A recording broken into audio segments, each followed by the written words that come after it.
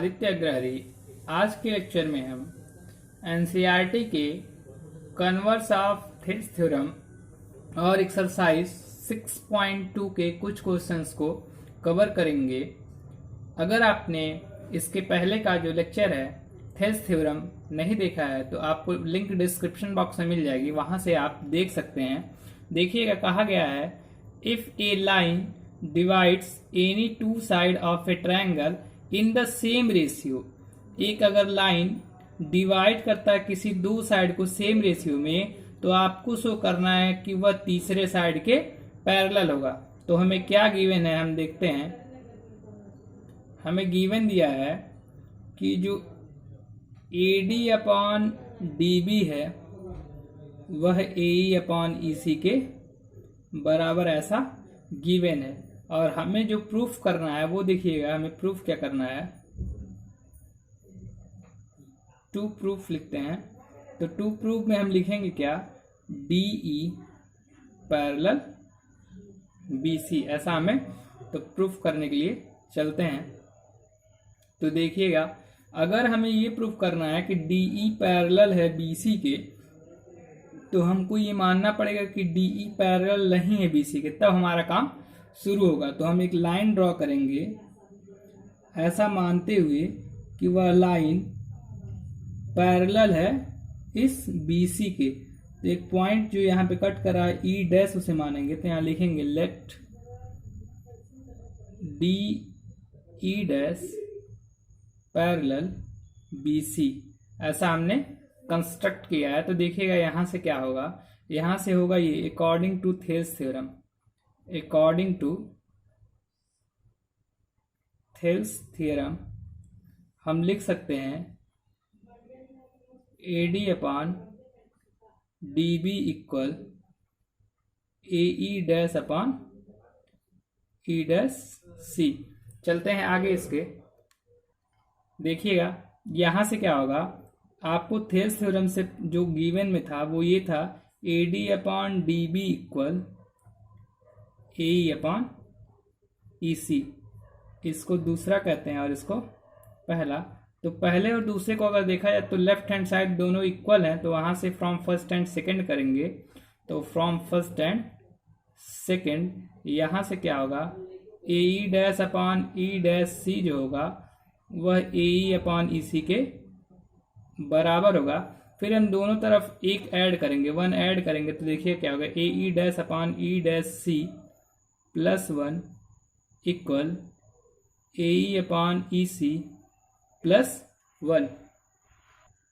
यहाँ से क्या होगा, हम एलसीएम लेंगे तो हमें मिलेगा E dash C upon AE dash plus E dash C is equal to, यहाँ EC कॉमन होगा, एलसीएम होगा AE प्लस EC। अगर इन दोनों में गौर करें तो हमें रिजल्टेंट लेंथ मिलेगा AC upon E dash C, और यहाँ पर E और E कैंसिल होकर AC मिल जाएगा। तो यहाँ मिल गया। अब यहाँ पे दोनों का न्यूमरेटर अगर बराबर है तो हम लिख सकते हैं डिनोमिनेटर आपस में बराबर होंगे। अब देखिएगा, जो फिगर था आपका वो ये था कि एक लाइन इस तरह से ड्रॉ की गई थी, एक लाइन यहाँ पर E डैश था और यहाँ पे कहा गया ये पॉइंट और ये पॉइंट, यहाँ A नाम था, यहाँ B था, और यहाँ कहा गया E डैश C EC का लेंथ बराबर हो गया। और इसका लेंथ तभी बराबर होगा जब ये कहा जाएगा E dash coincide at E, तभी इन दोनों का लेंथ आपस में E डैश C का और EC का लेंथ बराबर होगा। यानी जो हम माने थे E डैश वह कहाँ आ गया, E पर। इसका मतलब है DE पैरेलल हो गया BC पर। चलते हैं एक्सरसाइज लगाने, लेकिन उससे पहले हम थिस थ्योरम को दोबारा रिवाइज करेंगे। तो देखिएगा, जो हमारा थिस थ्योरम है उसमें कहा जाता है, अगर गिवन है, क्या गिवन ये है कि जो DE लाइन है वो पैरेलल है किसी साइड BC के, तो हम लिख सकते हैं थिस थ्योरम से AD upon DB equal AE upon EC। यहां से हम आगे बढ़ेंगे क्वेश्चन लगाने एक्सरसाइज 6.2 के।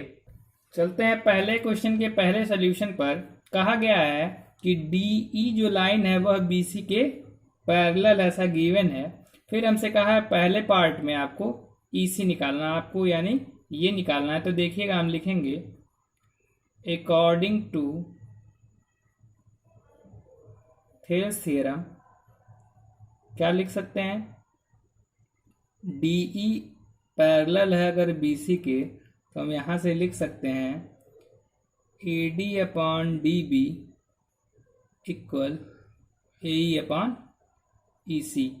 आपसे कहा गया है AD की जो वैल्यू है वो है 1.5, DB की वैल्यू है 3, AE की वैल्यू है 1। आपको बताना है EC की वैल्यू। तो ऊपर और नीचे डिवाइड होगा तो यहाँ से 1/2 इक्वल 1/EC, यहाँ से क्रॉस मल्टीप्लिकेशन होगा तो हमें EC का जो लेंथ मिलेगा वो हो जाएगा 2 यूनिट यानी 2 सेंटीमीटर। चलते हैं पहले क्वेश्चन के सेकंड पार्ट पर। इस क्वेश्चन में कहा गया है कि आपको AE पता है, EC पता है, BD पता है और आपको AD फाइंड आउट करना है। ठीक है, तो देखिए इसमें भी गिवन है, क्या गिवन है, DE पैरेलल है BC के। अगर DE पैरेलल है BC के तो हम थेल्स थ्योरम से लिख सकते हैं, उसी को दूसरे नाम से जानते हैं बेसिक प्रोपोर्शनैलिटी थ्योरम। हम लिख सकते हैं क्या, AD upon BD equal AE upon CE। AD की जो लेंथ है वो नहीं पता है, BD का लेंथ 7.2, AE का लेंथ 1.8, 5.4 CE का लेंथ है। तो यहाँ से AD अपॉन 7.2 इक्वल 1/3 और यहाँ से क्या होगा, देखिए क्रॉस मल्टीप्लिकेशन इधर करेंगे तो AD इक्वल होगा 7.2/3 और यहाँ से डिवाइड करेंगे तो हमें मिलेगा 2.4 सेंटीमीटर, जो कि हमारा लेंथ होगा AD का। चलते हैं NCERT के दूसरे क्वेश्चन की सोल्यूशन पर। इस क्वेश्चन में आपसे कहा गया है दूसरे क्वेश्चन में, if E and F are point on the side PQ and PR। तो देखिए आपके सामने एक ट्रायंगल बनाया गया PQR, जहां पर PQ पर एक पॉइंट E है और PR पर एक पॉइंट F है। कहा गया है कि आपको ऐसा शो करना है कि EF जो है वो किसके पैरेलल है, QR के। तो हमारा पहला काम होगा PE upon EQ find out करना। तो देखिएगा PE की वैल्यू है 3.9 और EQ की वैल्यू है 3। अगर हम डिवाइड करें तो हमें मिलेगा 1.3 डिवाइडेड बाई 1। फिर हमारा काम होगा PF अपॉन FR निकालना। PF अपॉन FR निकालने, PF की वैल्यू है 3.6 और FR की वैल्यू 2. अगर हम इसे डिवाइड करेंगे 12 3 जा 36, 12 2 जा 24 और ये अब डिवाइड होकर के और छोटा नहीं होगा। इसका मतलब है कि PE अपॉन EQ जो कि 1.3/1 था, PF अपॉन FR के बराबर नहीं है। इसलिए हम कहेंगे ये जो पहला कंडीशन है वह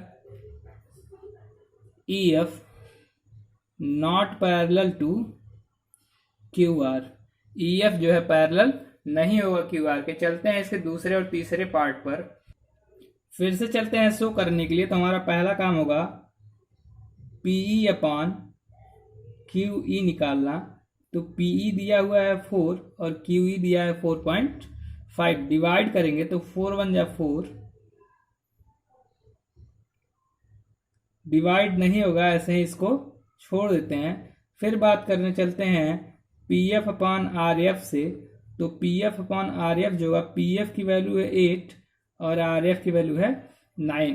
तो यहाँ ध्यान दीजिए, यहाँ पे अगर हम डिवाइड करने भी जाएं 4 से तो 2 4 जा 8, 2 4.5। तो यहाँ देखिए जो रेशियो है वो आपस में इक्वल आ गए। जब भी रेशियो आपस में इक्वल आएंगे, यहाँ PE upon QE PF upon RF के बराबर आ गया, इसका मतलब है कि कन्वर्स थ्योरम अप्लाई होगा और यहाँ FE किसके पैरेलल जाएगा, QR के। चलते हैं इसके तीसरे पार्ट पर। देखिएगा इस क्वेश्चन में क्या करना है। इस क्वेश्चन में हम एक करोलरी का यूज करेंगे, जो कि ये होगा, हमको शो करना होगा PE अपॉन PQ की जो वैल्यू आएगी अगर वह P F upon P R के बराबर आ जाती है तो ई एफ पैरेलल हो जाएगा क्यू आर के। तो देखिएगा पीई की जो वैल्यू है वो है 0.18, पी क्यू की जो वैल्यू है 1.28, पी एफ की जो वैल्यू है वो है 0.36, और अगर हम पी आर की बात करें तो 2.56। अगर हम इस दोनों टर्म में डिवाइड करें 2 से तो देखिएगा 0.18 यहाँ होगा 1.28। तो अगर आप इसका देखें और इसका जो रेशियो है वो दोनों आपस में बराबर है, तो यहाँ लिख सकते हैं P E upon P Q equal P F upon P R. यहाँ से हम कह सकते हैं ई एफ जो होगा वो पैरेलल हो जाएगा क्यू आर के। चलते हैं तीसरे और आखिरी पार्ट पर आज के लेक्चर के। देखिए इस क्वेश्चन में कहा गया है कि आपको एल एम पैरेलल दिया गया सी बी के। तो यहाँ से देखिएगा गिवन क्या है, एल एम पैरेलल है सी बी के और एल एन पैरेलल है सी डी के। तो हम अप्लाई करेंगे अकॉर्डिंग टू थेल्स थ्योरम। हम क्या लिख सकते हैं, अगर एम एल पैरेलल है बी सी के तो लिख सकते हैं A M upon A B equal A L upon A C. इसको हम पहला इक्वेशन का नाम देंगे। फिर बात करने चलते हैं अकॉर्डिंग टू थेल्स थ्योरम से। तो हम क्या लिख सकते हैं, देखिए किस ट्रायंगल में चल रहा है और कहाँ क्या बात हो रही है वो ध्यान दीजिएगा। हम कह रहे हैं एल एन पैरेलल है डी सी के, जैसा आपकी कंडीशन में गिवन है। तो वहाँ से चलेंगे तो हम लिख सकते हैं A N upon A D equal A L upon A C, और ये होगा दूसरा। पहले और दूसरे के अगर राइट हैंड साइड को देखें तो ए एल अपॉन ए सी है, तो हम यहाँ लिख सकते हैं from first and second A M upon A B equal A N upon A D, ये ए है। तो यहाँ से हमारा जो प्रूफ करना था वो पार्ट प्रूफ हो गया। मिलते हैं अगले लेक्चर में, तो बात करेंगे 6.2 के बचे हुए पार्ट्स पर।